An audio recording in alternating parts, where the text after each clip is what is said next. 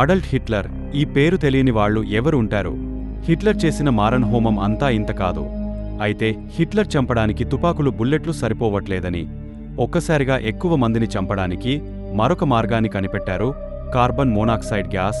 నగరానికి దూరంగా గ్యాస్ ఛాంబర్లు నిర్మించి లక్షలాది మంది యూదులను ట్రెన్స్ ద్వారా అక్కడికి చేర్చి గదులుకి లాక్ చేసి కార్బన్ మోనాక్సైడ్ గ్యాస్ను రిలీజ్ చేసేవారు. ఆ విషానికి ఊపిరి ఆడక లక్షలాది మంది చనిపోయేవారు. చిన్న పెద్ద ఆడ మగలేదు, యూదులైతే చంపేవాడు. ఈ గ్యాస్ ఛాంబర్ పద్ధతి ద్వారా రోజుకు 15,000 మంది వరకు చంపేవారు. అలా 1944 నాటికి 60 లక్షల మంది యూదులను చంపారు. ఆనాటి మారణకాండ. హిట్లర్ ఎంత కిరాతకుడో అర్థమవుతుంది. మరి ఇంతటి ఘోరానికి పాల్పడిన హిట్లర్ నోబెల్ శాంతి పురస్కారానికి నామినేట్ అవడం విచిత్రం. రెండో ప్రపంచ యుద్ధం జరుగుతున్న సమయంలో అమెరికాకు చెందిన ఒక ఎర్మాన్ ఒక విమానంలో 22,000 అడుగుల ఎత్తులో ఎగురుతుండగా జర్మనీ సైనికులు దాడి చేయడంతో ఆ విమానం పాడైపోయింది. దాంతో విమానం పొగలు కక్కుతూ కిందపడిపోతున్న సమయంలో తన పారసుట్ని తీసి చూస్తే చిరిగిపోయింది. ఇక వేరే ఆప్షన్ లేక అక్కడ నుండి దుకేశాడు. ఆ ఎత్తులో ఆక్సిజన్ తక్కువగా ఉంటుంది కాబట్టి మధ్యలోనే స్పృహ కోల్పోయాడు. 22,000 అడుగుల ఎత్తులో నుండి ఒక రైల్వే స్టేషన్లో ఒక గ్లాస్తో నిర్మించిన పైకప్పు మీద పడ్డాడు. దానితో అతని శరీరంలో చాలా ఎముకలు విరిగిపోయాయి.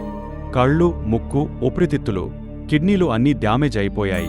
అక్కడే ఉన్న జర్మన్ సైనికులు వైద్యం అందించారు. ఆ సంఘటన జరిగిన తరువాత అతను 60 సంవత్సరాలపైనే బతికాడు. పారాసూట్ లేకుండా 22,000 అడుగుల ఎత్తు నుండి పడి బతకడమంటే మామూలు విషయం కాదు.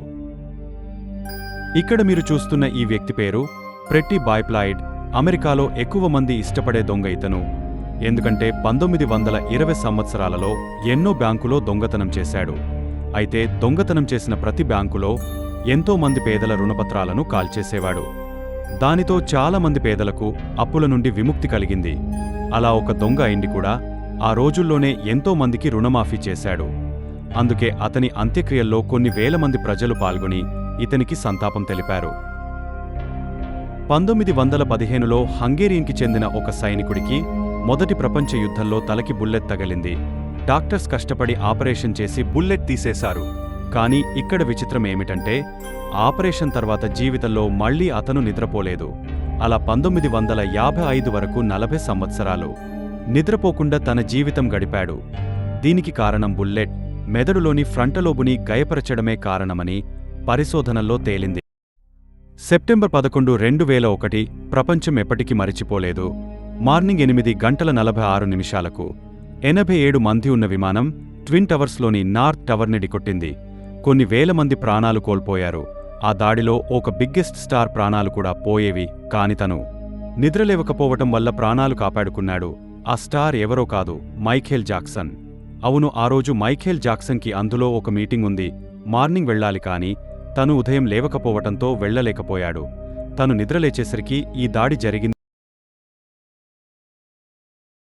ఇప్పుడు మనం మాట్లాడుకోబోయే సినిమా మనలో ఎవరమూ చూడలేం. ఎందుకంటే ఈ సినిమా రిలీజ్ టైంకి మనలో ఎవరు బతికి ఉండం కావచ్చు. ఎందుకంటే ఈ సినిమా 2115 సంవత్సరంలో రిలీజ్ అవుతుంది. ఆ సినిమా పేరు 100 Years the movie you will never see. ఇది ఒక experimental science fiction movie. Already 2015లో కంప్లీట్ అయిపోయిన ఈ మూవీని హైటెక్ బుల్లెట్ ప్రూఫ్ బాక్స్లో దాచి లాక్ చేశారు. ఇది సరిగ్గా 100 ఇయర్స్ తర్వాత అంటే 2115 నవంబర్ 18న ఆటోమేటిక్ లాక్ ఓపెన్ అయ్యేలా ఏర్పాటు చేశారు. 100 ఇయర్స్ తర్వాత మన ఫ్యూచర్ ఎలా ఉండబోతుంది, టెక్నాలజీ ఎంత అభివృద్ధి చెందుతుంది అని ఊహించి ఈ సినిమాని తీశారట. కనీసం ఆ సినిమా కోసం పనిచేసే వాళ్లు కూడా ఎవరు బ్రతికుండపోవచ్చు.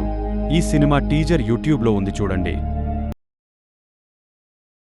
లైఫ్ ఆఫ్ పై సినిమాలో ఒక కుర్రవాడు ఒక పడవలో తప్పిపోయి సముద్రంలో ఒంటరిగా బ్రతకడం చూసాం కదా. ఇలాంటి సంఘటన నిజ జీవితంలో కూడా జరిగింది. 1 కాదు 2 కాదు, ఏకంగా 435 రోజుల పాటు పసిఫిక్ మహాసముద్రంలో ఒంటరిగా బ్రతికాడు మెక్సికోకు చెందిన అల్వరెంగా అనే వ్యక్తి. తన తోటి వ్యక్తి అయిన కార్డోబా అనే మరొక వ్యక్తితో కలిసి చేపలు పట్టడానికి 7 మీటర్ల పొడవుండే చిన్న మోటార్ బోట్ మీద బయలుదేరాడు. కాని కొంచెం దూరం వెళ్లగానే ఆ బోట్కి ఉన్న మోటార్ పాడైపోయింది. అలాగే ఒక్కసారిగా తుఫాన్ రావడంతో ఆ గాలులకు ఆ బోట్ తీరం నుండి దూరంగా సముద్రంలోకి వెళ్లిపోయింది. దానిలో తినడానికి ఏమీ లేకపోవడంతో చిన్న చిన్న చేపలు ఆ బోట్ మీద వాలిన పక్షులు పట్టుకుని వాటిని తినేవారు. అలాగే అలలకు కొట్టుకొచ్చిన ప్లాస్టిక్ బాటిల్స్ తీసుకొని వర్షపు నీటిని పట్టుకుని తాగేవారు. అలా రోజులు నెలలు గడిచిపోయాయి. కాని తనతో వచ్చిన ఫ్రెండు పచ్చిమాంసం తినడం వల్ల ఆరోగ్యం క్షీణించి చనిపోయాడు. దాంతో అల్వెరంగా ఒంటరివాడు అయిపోయాడు. అంత పెద్ద పసిఫిక్ మహాసముద్రంలో ఒక్కడే ఒంటరిగా నీడకూడా లేని ఆ బోటులో ఎండకి రాత్రుల్లో చలికి ఉన్నాడంటే అతని పరిస్థితి ఏంటో అర్థం చేసుకోండి. అలా 438 రోజులపాటు 11,000 కిలోమీటర్ల దూరం ప్రయాణించేసరికి అతనికి ఒక ద్వీపం కనపడింది. ఆ ద్వీపంలో కొంతమంది మనుషులు ఉన్నారు. అలా అతను 438 రోజుల తర్వాత మనుషులను చూడగలిగాడు. అక్కడ ఉన్నవాళ్లు అతనికి సహాయం చేసి మళ్లీ అతను ఉండే దేశానికి పంపారు. కాని తనతో పాటు వచ్చిన తన స్నేహితుడు చనిపోతే అతని శవాన్ని అల్వెరంగా తినేసి ఉంటాడని, అతని కుటుంబ సభ్యులు అల్వెరంగా వాళ్లకి $1 మిలియన్ చెల్లింపాలని అల్వెరంగా మీద కోర్టులో కేసు పెట్టారు.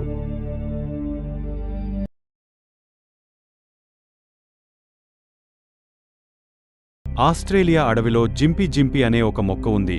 దీనిని సూసైడ్ ప్లాంట్ అని కూడా అంటారు. ఎందుకంటే దానిని ఎవరైనా ముట్టుకుంటే ఎంత బాధ కలుగుతుంది అంటే దానివల్ల కలిగే బాధ వలన ఆత్మహత్య చేసుకోవాలనిపిస్తున్నట. 1866 సంవత్సరంలో ఒక గుర్రానికి ఈ మొక్క ఆకులు తగలాయట. దాంతో ఆ గుర్రం పిచ్చిపిచ్చిగా ప్రవర్తించి 2 గంటల తర్వాత అది చనిపోయింది. ఆ మొక్క ఒక మాదిరిగా తగిలితేనే ఆ బాధ కొన్ని సంవత్సరాల పాటు ఉంటుంది. అదే పూర్తిగా తగిలితే యాసిడ్ మీద పడటం, కరెంట్ షాక్ తగలడం ఈ రెండు ఒకేసారి జరిగితే ఎలా ఉంటుందో అంత బాధ ఉంటుందట. ఇది మనందరికీ తెలిసిన దురదగొండి జాతికి చెందిన మొక్క. కాని దురదగొండి మొక్క కన్నా 1000 రెట్లు ఎక్కువ బాధ కలిగిస్తుంది. వీటి ఆకుల మీద సన్నటి వెంట్రుకల వంటివి ఉంటాయి. ఇవి మన శరీరంలోకి దిగితే న్యూరోటాక్సిన్ అనే విషం మన శరీరంలోకి వెళుతుంది. చివరికి అక్కడ సన్నాని గాలి పీల్చిన కూడా ముక్కు నుండి రక్తం వస్తుందట. ఈ మొక్క గురించి తెలిక ఒక ఆర్మీ ఆఫీసర్ దీని ఆకులని టాయిలెట్ పేపర్గా యూజ్ చేశాడట. దానితో ఆ బాధ భరించలేక తన గన్తో తానే కాల్చేసుకున్నాడు. స్పేస్ నుండి వచ్చే కొన్ని సౌండ్స్ చాలా ఇంట్రెస్టింగ్ ఉంటాయి. వాటిలో కొన్ని సౌండ్స్ని ఇప్పుడు విందాం. సౌండ్స్ ప్రయాణం చేయడానికి సాలిడ్ లిక్విడ్ గ్యాస్ వంటి ఏదోక మీడియం కావాలి. కానీ స్పేస్లో చాలా భాగం ఇలాంటివి ఏవీ లేకుండా వాక్యూమ్గా ఉంటుంది. కానీ స్పేస్లో ఉండే ప్రతి స్టార్కి, ప్రతి ప్లానెట్కి ఒక సౌండ్ ఉంటుంది. ఆ సౌండ్ వినడానికి చాలా వింతగా ఉంటాయి. అయితే స్పేస్లో సౌండ్ ట్రావెల్ చేయదు, కానీ రేడియో వేవ్ స్పేస్ ద్వారా ట్రావెల్ చేయగలవు. అలాగే నాసా దగ్గర ఉండే కొన్ని ఇన్స్ట్రుమెంట్స్ రేడియో వేవ్స్ని సౌండ్స్ వేవ్స్గా మార్చగలవు. అలా కొన్ని సౌండ్స్ని ఇప్పుడు విందాం.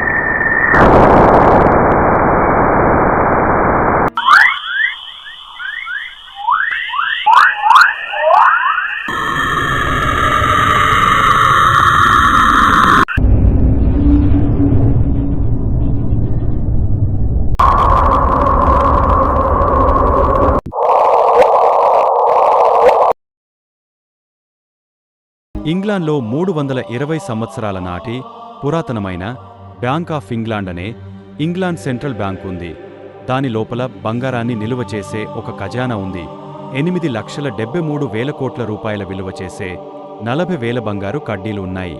అయితే 1836లో డ్రైనేజులు క్లీన్ చేసే ఒక వ్యక్తి ఒక మ్యాన్హోల్ నుండి డైరెక్ట్గా బ్యాంకులో బంగారమున్న ఖజానాలోకి మార్గం ఉందని కనిపెట్టాడు.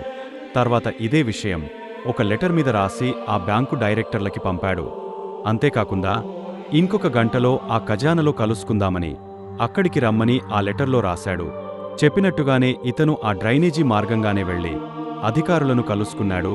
ఎటువంటి దొంగతనం చేయకుండా నిజాయితీగా చెప్పినందుకు అతనికి 800 పౌండ్లు బహుమతిగా ఇచ్చారు. అంటే ఇప్పటి విలువ ప్రకారం 70,000 రూపాయలు. ఇలాంటి ఇంకెన్నో విషయాలు తెలుసుకోవాలంటే సబ్స్క్రైబ్ చేసుకోండి. 2010లో జేమ్స్ అనే 3 సంవత్సరాల వయసున్న ఒక చిన్న పిల్లవాడు గ్రౌండ్లో వాళ్ల నాన్నగారి మెటల్ డిటెక్టర్తో ఆడుకుంటుంటే ఆ మెటల్ డిటెక్టర్ శబ్దం చేయడం మొదలుపెట్టింది. వాళ్ల నాన్నగారికి అనుమానం వచ్చి ఆ ప్రాంతాన్ని తవ్వడం మొదలుపెట్టాడు. కేవలం 6 అంగుళాల లోపలికి తవ్వేసరికి అక్కడ 16వ శతాబ్దానికి చెందిన 8 గ్రాముల గోల్డ్ లాకెట్ దొరికింది. అది 500 సంవత్సరాల పురాతనమైనది కాబట్టి దాని విలువ $4 మిలియన్ పలికింది. సుమారుగా 28 కోట్ల రూపాయలు. దెబ్బకి వాళ్ల దశ తిరిగిపోయింది.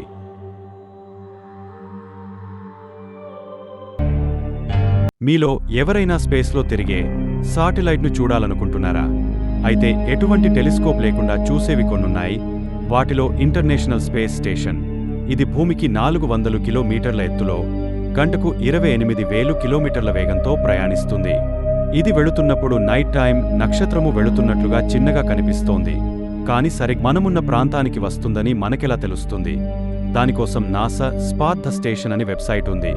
దీనిలో మన లొకేషన్ని ఎంటర్ చేస్తే ఒక పిన్ పాయింట్ వస్తుంది.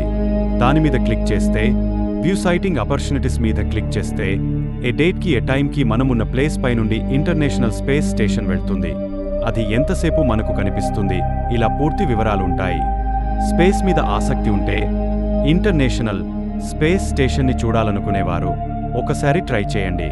ఈ ప్రపంచంలోనే అత్యంత ఖరీదైన వాటర్ బాటిల్ ఏదో తెలుసా? అక్వాడి క్రిస్టల్లో ట్రిబ్యూటో ఏ మోడిగ్లియాని.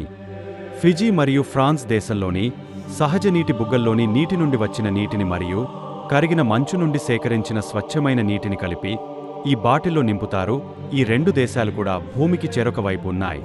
అంతేకాదు ఈ నీటిని 24 క్యారెట్ల బంగారం మరియు క్రిస్టల్ మరియు వెండితో చేసిన బాటిల్లో నింపుతారు. అలాగే ఆ నీటిలో 23 క్యారెట్ల 5 మిల్లీగ్రాముల బంగారం పొడిని కూడా కలుపుతారు. 750 మిల్లీలీటర్లు, $60,000, మన రూపాయల్లో సుమారుగా 50 లక్షల రూపాయలన్నమాట. ప్రపంచం మొత్తం మీద అత్యంత ఖరీదైన వాటర్ బాటిల్ ఇదే. అత్యంత ఖరీదైన వాటర్ బాటిల్గా దీనికి గిన్నిస్ బుక్ వరల్డ్ రికార్డు కూడా ఉంది. ఈ వీడియో మీకు నచ్చితే లైక్ చేయండి. అలాగే మీ ఫ్రెండ్స్ అందరికీ షేర్ చేయండి. ఇటువంటి వీడియోలు మిస్ కాకుండా చూడటానికి హిస్టారికల్ స్టోరీస్ యూట్యూబ్ ఛానల్ని సబ్స్క్రైబ్ చేయండి.